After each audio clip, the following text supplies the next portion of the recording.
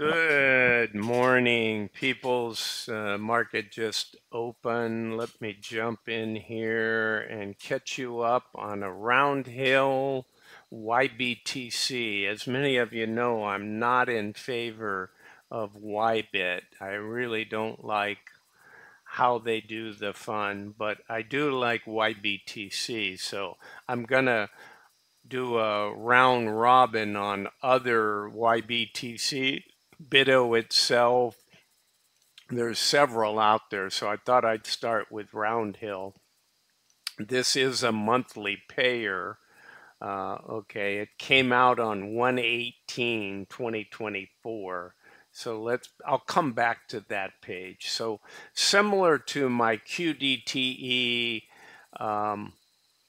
XDTE and RDTE. In other words, you guys know them as the NASDAQ 100. Well, first off, you know them as weekly payers, right? That's their popularity.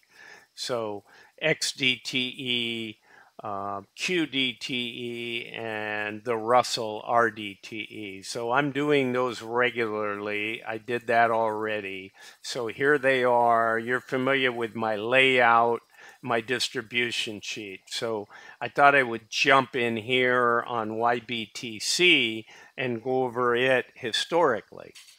So what we have is going back to 126. They have their launches. So what I've done is I've shown the price, I've shown the payout, the total, right? This is really a total. Okay, $17.859275, right? And you see the annualized yield because I went back and got the price on the declaration date.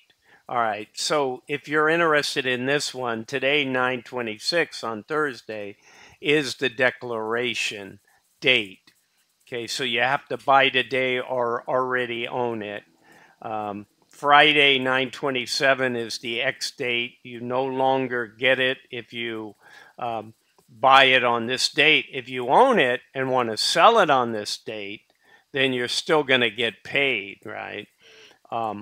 And the pay date will be Monday, September 30th. So it's paying $2.11 based on its $44 price. That is a 57.55% yield. And you can see the yield is varied. We were down to 91 cents. We had a 206, but we had a higher price. So that's a nice payment based on that. Now, Bitcoin has moved up recently. But if you look back here, here's the big outlier, $4.12, right? Sounds like a Misty payment. It actually was a Misty payment for EOMAC, 412. Different date, not too far from that time frame, though. And there's all of your totals. What I do over here, just FYI, is I say, how are we trending month to month? I almost said week to week, right? Because it is week to week in the other funds since they pay weekly. But on this, you can see this thing started at launch. I'll show you on the next page at $44. So it went to $47.96, went to $54.31. So based off the launch, it went up $3. And I always take when something launches and what the close price of the inception date, the launch date, right? The old thing when you're looking in the rearview mirror and you say, it may be different than what you see. Well, that's the case with all of you guys out there, right? You'll say to me, well, Bruce, I got it on sale when it was, $46.84 on, May 2nd, making up a date and a price.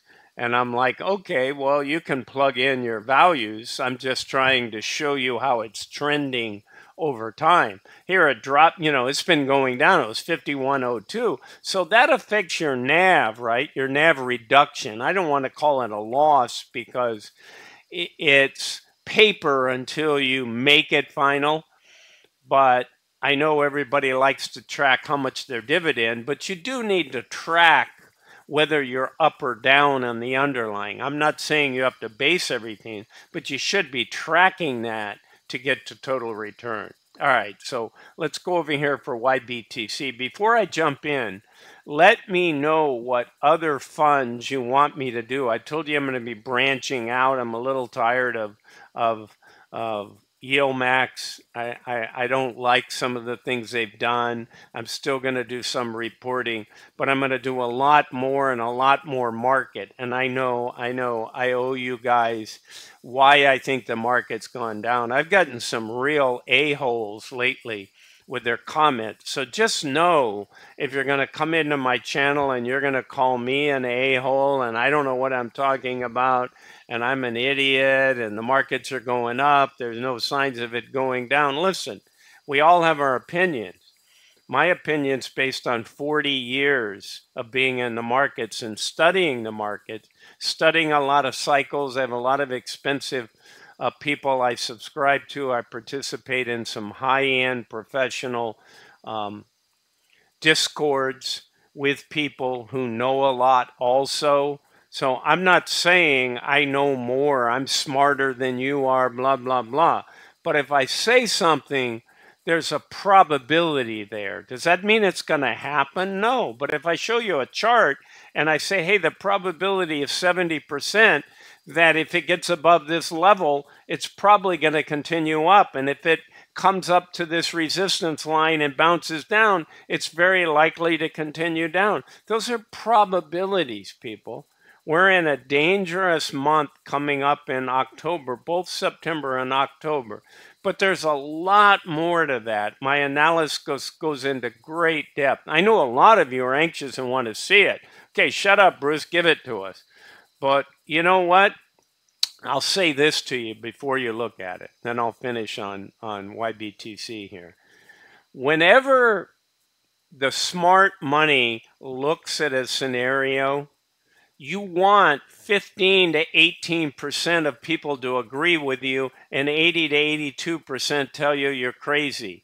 That's not going to happen in order to be right. Because if I go out and I think with the retail people, who are all the people that always have big losses and give it to the very smart money? Well, it's the small money. It's the dumb money. And I'm not saying people are dumb. They're just not as astute as the market is. And the people that manipulate the market with algos, with methodologies, with a number of things that go on. So if you want to bash me, bash me. I'm a big boy, I can take it. But when you call me ugly names and say I'm stupid and what's this moron talking about, what does he think he is, then you know what? I'm not going to respond in kind. I'm simply just going to boot you from the channel. So, and you may not care. But I used to be a lot nicer than that, and I didn't even do that, you know. But here's a famous saying, you know, if you argue with an idiot, you know, they're going to beat you because they're good at it. They are an idiot after all, right? So I learned that kind of the hard way many years ago on many subjects. So I don't want to lower myself to someone else's minuscule IQ on doing that. I just delete you and move on. All right, so this is what you care about, people. This is the summary of all the dividends to date. Again, just like I do in RDTE, QDTE, and XDT. I use a value here. Is this value that important? Not really. It really isn't. It doesn't matter what this number is. That only says, hey, how much are you down, right? But to give you an idea, this was the inception price. This was the date. So this is important. I need to know how many days. So I use a formula. What's today's date on the calendar minus the inception? So this thing has been trading for 252 days. If you want to get an annualized return, you have to use this logic. So I look at my dividend, $17.86 on a 48.54. Again, your price is going to vary, right? When you bought it, what you paid. So your number of days. But if you've owned this thing since January, you know, you're going an almost full 9 months. 9 months would be around 270 days, 3/4 of a year, right? 9/12. But that says this is my multiplier. I come down here, I replicate that, I use a formula. So what it's saying is you have a 9.35% NAV reduction. In other words, over this 252 days, you've gone from $48.54 to $44. That's a 9.35% loss. When I annualize that, it becomes a 13.55. So there's math in that. Okay. Here's the good news. The good news is 1786 is fabulous over 9 months. Okay. So you've got a 36.79 actual return. Okay, now we need to annualize that. It jumps to 53. The loss gets bigger, the gain gets bigger because the year still has more days, right? It's got another 113 days to get to 365. So when I take these two numbers and I add them together, and by the way, guys, this is what everybody should do in order to get, first off, your total return. I could have done it not annualized, right? Just take 36.79 and subtract 9.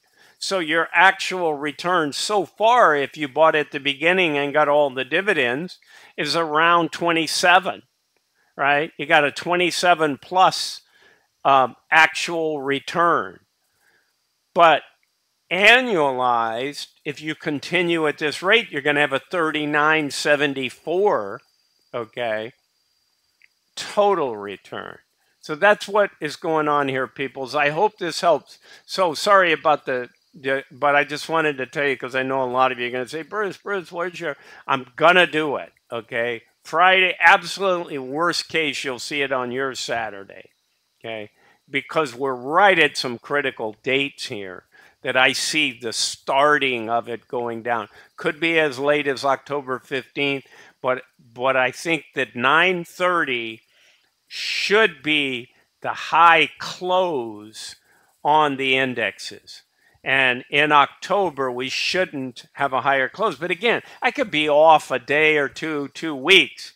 The real key is, do we go down like I think we do in October? And the start of something over the next 13 months that's going to go on. Doesn't mean we don't retrace 18%, come back up 9%, you know, that kind of thing. Nothing goes in one direction. I think most of you know that. All right, people. So the other final thing I'm asking of you guys, let me know what other funds you want me to do this kind of work. Obviously, the weeklies are key. I think there's some other things that Roundhill is doing. I don't have it all in front of me right now. I know there's some other individual stock fund. They have some other monthly ETFs, but I think they're going to have some more exciting stuff. So give me a comment and say, Bruce, please cover XYZ. Please cover the new this, the new that. And I will do that. I'm really looking for things to do like this rather than all of my daily grind on the YieldMax that I don't even, my heart's not even in it on the YieldMax stuff. All right, guys, that's what I got for you. Again, Bruce with Targeted Wealth Creation, not a financial advisor. This is not financial advice. It's for fun and entertainment. See you, peoples. Bye. Have a great day ahead.